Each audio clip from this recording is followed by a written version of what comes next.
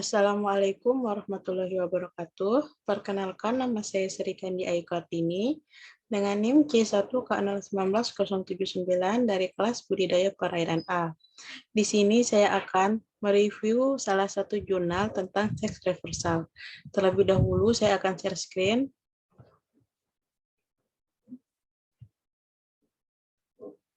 Di sini saya akan mereview jurnal yang berjudul Pengaruh Lama Waktu Perendaman Larva Ikan Cupang dalam Madu terhadap Presentasi Jenis Kelamin.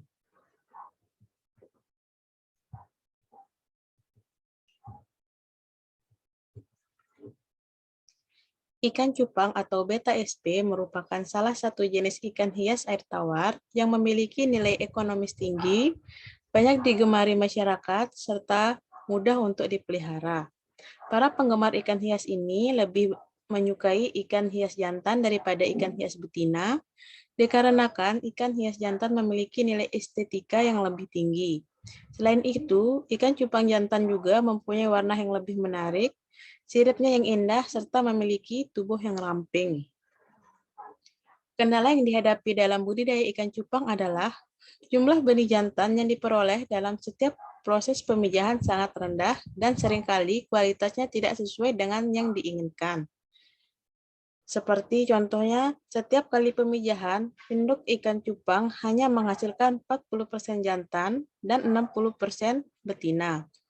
Persentase hasil yang diperoleh tentu tidak memberikan kepuasan tersendiri bagi para pembudidaya, sehingga perlu adanya suatu metode yang dapat dijadikan sebagai acuan kegiatan aquacultur untuk meningkatkan populasi ikan jantan pada ikan cupang. Salah satu upaya yang dapat dilakukan yaitu untuk menghasilkan dan meningkatkan populasi ikan jantan adalah menggunakan metode seks reversal atau pembelokan kelamin.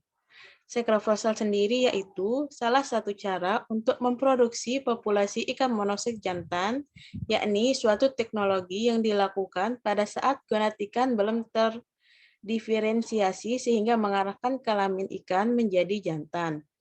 Hormon steroid 17-alfa-metil-testosteron dan aromatase inhibitor seperti fadorozol merupakan bahan yang umum digunakan untuk menghasilkan ikan monoseks. Namun, terdapat kekurangan dari aromatase inhibitor tersebut, seperti tidak dijual bebas di pasaran. Selain itu, hormon ini bersifat karsinogenik pada manusia, sehingga untuk mengatasinya diperlukan bahan alternatif lain yang aman dan mudah. Contohnya, hormon yang berasal dari bahan alami seperti madu. Madu sendiri merupakan bahan alami yang mengandung flavonoid krisin yang berfungsi sebagai aromatase inhibitor atau penghambat kerja enzim aromatase. Madu ini bersifat ramah lingkungan, memiliki kandungan mineral yang tinggi, terutama kalium.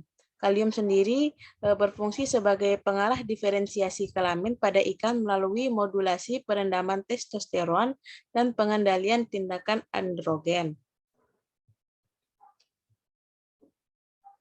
Seks reversal dengan menggunakan madu ini dapat dilakukan dengan beberapa cara, seperti dengan perendaman induk bunting atau perendaman larva. Bahkan bisa juga dengan pemberian pakan yang telah dicampur dengan madu. Pemilihan cara yang kita akan lakukan harus didasarkan pada efektivitas, efisiensi, palatabilitas, kemungkinan populasi, dan biaya.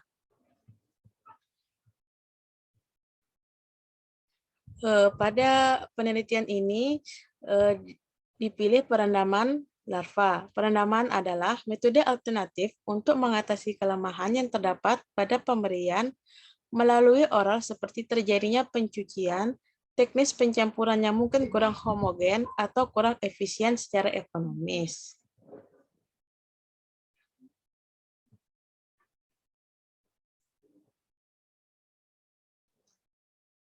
Dari pernyataan di atas, dapat diketahui bahwa madu diharapkan mampu mengatasi masalah penggunaan hormon sintetik untuk kegiatan seks reversal dalam kegiatan budidaya, yang berdasarkan pada keamanan pangan dengan mengedepankan konsep back to nature. Faktor yang mempengaruhi keberhasilan pengarahan diferensiasi kelamin adalah dosis dan lama waktu perlakuan. Hubungan antara dosis madu dan lama waktu perlakuan perlu diperhatikan untuk memperoleh perendaman yang efektif.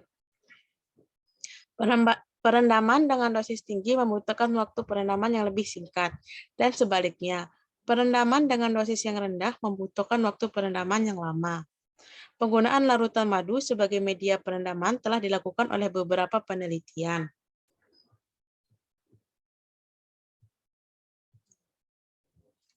Kemudian metode penelitian.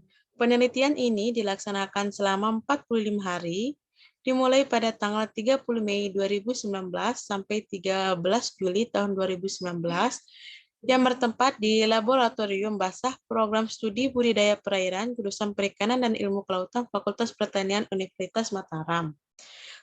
Dengan rancangan yang akan digunakan pada penelitian ini adalah rancangan acak lengkap dengan 4 perlakuan dan 3 kali ulangan, sehingga akan diperoleh 12 unit percobaan. Aspek yang diteliti adalah dengan melihat pengaruh lama perendaman larva ikan cupang pada madu terhadap presentasi ikan cupang jantan yang dihasilkan, serta dilihat kelangsungan hidup dari larva tersebut. Adapun dosis yang digunakan yaitu pada perlakuan 1, menggunakan konsentrasi madu sebanyak 5 mili dengan lama waktu perendaman 8 jam. Kemudian perlakuan kedua menggunakan konsentrasi madu sebanyak 5 mili dengan lama dengan lama perendaman 10 jam. Kemudian perlakuan ketiga menggunakan konsentrasi madu sebanyak 5 mili dengan lama perendaman 12 jam. Dan yang terakhir perlakuan keempat yaitu menggunakan konsentrasi madu sebanyak 5 mili dengan lama perendaman 14 jam. Wadah pemeliharaan yang digunakan adalah berupa akuarium sebanyak 12 unit dengan ukuran wadah panjang 30 cm dan lebar 30 cm dan tinggi 30 cm dengan luas 900 cm persegi dan bervolume 27.000 cm3 yang kemudian akan diisi air sebanyak 3 liter dengan padat tebar untuk masing-masing wadah itu sebanyak 15 ekor benih ikan cupang. Jadi, total jumlah benih yang akan digunakan pada penelitian ini yaitu sebanyak 180 ekor benih.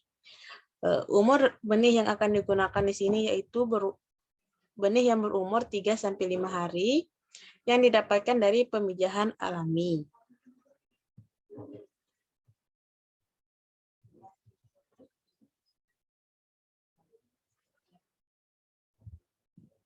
Kemudian, larva ikan cupang direndam dengan madu yang sesuai dengan perlakuan.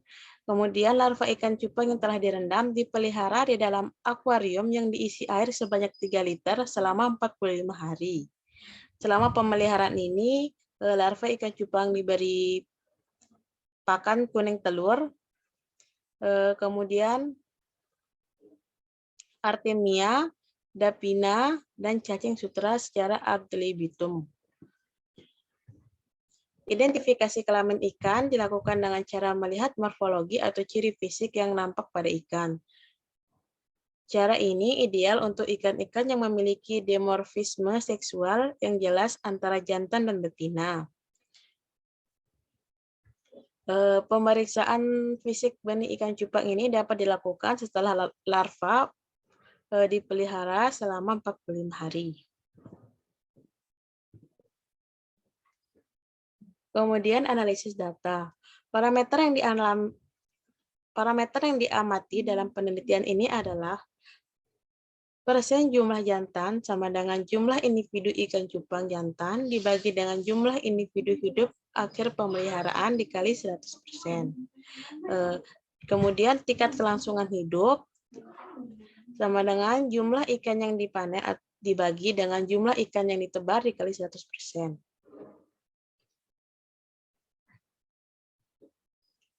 Hasil dan pembahasan. Persentase kelamin jantan.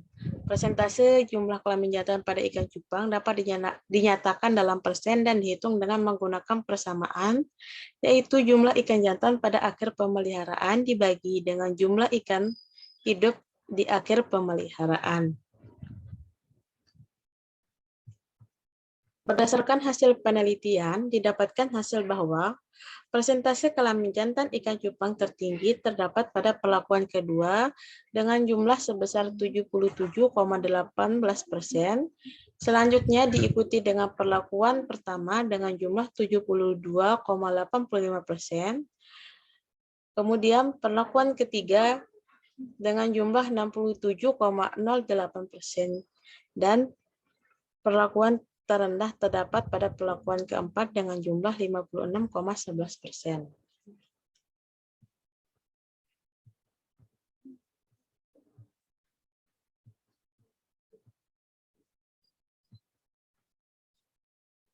Berdasarkan hasil uji lanjut Duncan menunjukkan bahwa perbedaan lama waktu perendaman mempengaruhi persentase hasil jantan yang dihasilkan.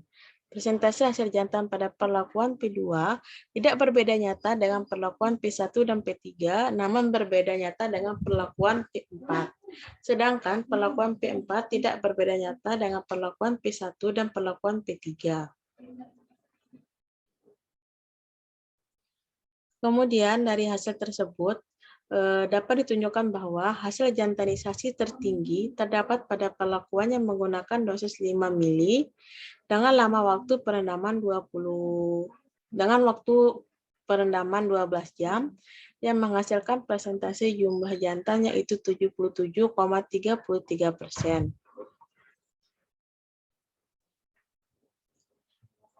Persentase jumlah jantan yang dihasilkan sangat dipengaruhi oleh lama waktu perendaman, dosis yang tepat, cara perendaman yang sesuai prosedur, dan suhu lingkungan. Lama waktu perendaman yang baik dapat dipengaruhi oleh produksi jumlah jantan yang baik pula. Jika waktu perendaman terlalu lama, maka keberadaan hormon di dalam tubuh ikan untuk pengarahan kelamin akan bersifat jenuh, sehingga akan menurunkan palatabilitas dari bahan yang digunakan. Sedangkan ketika waktu perendaman terlalu singkat, maka daya kerja dari hormon tersebut belum pada titik tertinggi untuk pengaruh pengarahan kelamin pada hewan uji, sehingga fungsi dari hormon tersebut tidak tersalurkan dengan baik.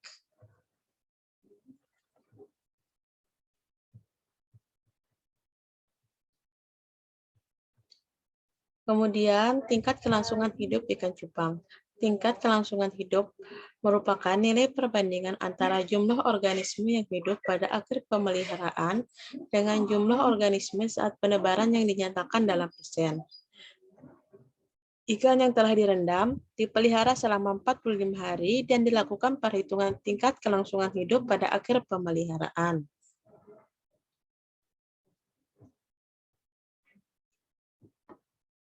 Berdasarkan hasil uji analisis of variance atau ANOVA menunjukkan bahwa lama waktu perendaman larva ikan cupang pada madu dengan waktu yang berbeda tidak berpengaruh terhadap tingkat kelangsungan hidup ikan cupang yang dihasilkan.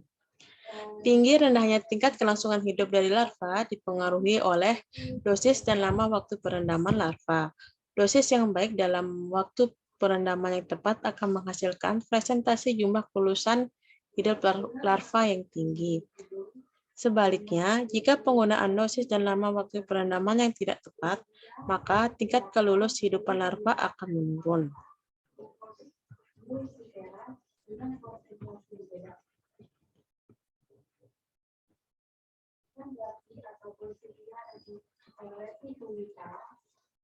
Kemudian selama pemeliharaan tidak lupa diukur kualitas airnya yang meliputi suhu, di mana suhu pada awal pemeliharaan berkisar antara 27,9 sampai 28,6 derajat Celcius. Kemudian derajat keasaman,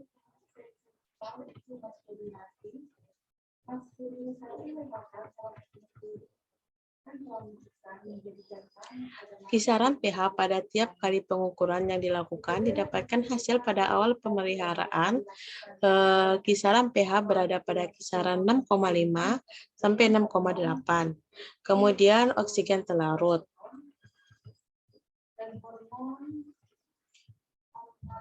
Oksigen telarut merupakan salah satu faktor penting dalam kegiatan budidaya untuk menunjang kelangsungan hidup ikan. Dari hasil penelitian didapatkan hasil pengukuran oksigen telarut, yaitu pada awal pemeliharaan kandungan oksigen telarut berkisar antara 1,5 hingga 1,5 miligram.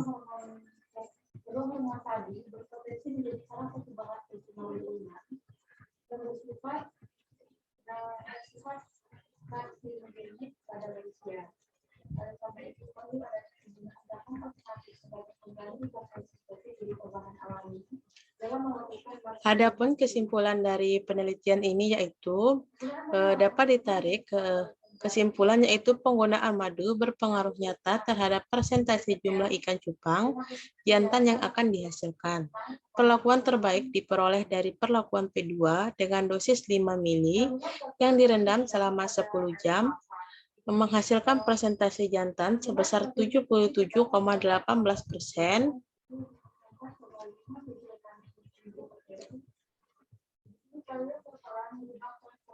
Dan perlakuan terendah diperoleh dari perlakuan P4 dengan dosis 5 mili yang direndam selama 14 jam menghasilkan persentase jantan sebesar 56,11%.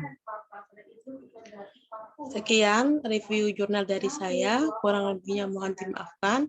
Wabillahi taufiq wal hidayah. Wassalamualaikum warahmatullahi wabarakatuh.